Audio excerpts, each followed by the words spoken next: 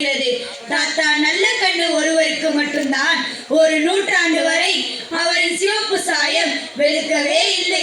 கருப்பு தேகத்தில் சிவப்பு தத்துவத்தை நெருப்பாக வைத்திருக்கும் ஒரு பான தலைவர் நீங்கள். ஒரு ரூபாய்க்கு குச்சி மிட்டாய் வாங்கினால் அதை நாங்களே வைத்துக் கொள்வோம்.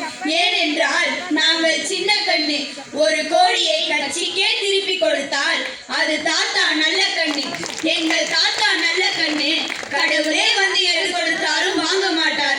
நாங்கள் கடலை மிட்டாய் கொடுத்தால் வாங்கிக் கொள்வார். காந்தி தாத்தா நாட்டிற்காக அரை ஆடை துறந்தார். இந்த நாட்டிற்காக நல்ல கண்ணு தாத்தா முழு மீசை இழந்தார். அரசை கவிழ்க்கும் பொய் வழக்கில் காக்கி அரம்பர் தாக்கினர். உன் கருத்த மீசையை பொசுக்கினர்.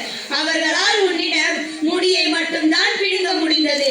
சாதிக்கு 100 தலைவர்கள் இருக்கும் நாட்டில் சாதியை வெறுக்கும் 100 வயசு தலைவர் எங்கள் ஐயா நல்ல கண்ணு மட்டுமே.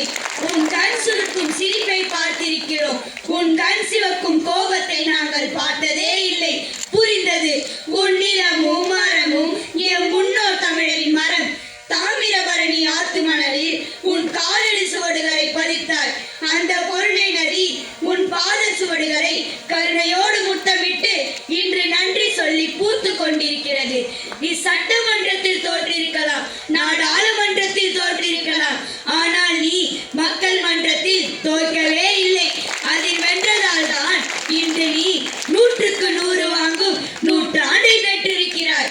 முகமூடியே போடாமல் முகமூடியை மாட்டி விடுகிற நாட்டில் நாங்கள் உன் முகத்தை முகமூடியால் மாட்டிக் கொண்டிருக்கிறோம் தாத்தா.